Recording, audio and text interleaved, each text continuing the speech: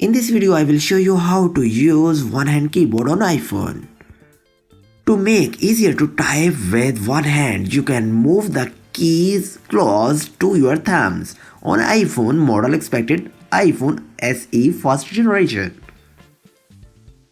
Touch and hold the next keyboard emoji key or the switch keyboard key. Tap one of the keyboard layout. For example, choose a right hand layout button to move the keyboard to the right hand of the screen. You can easy to type from one hand.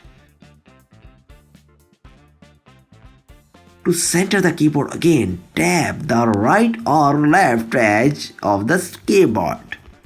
Your keyboard is normal condition. There is also a problem with this video, so ask about these comments any problem related to social media and internet. Let them know in the comments bar so that a video can be made on it. Please like this video and subscribe our channel and press icon for any updates and notifications.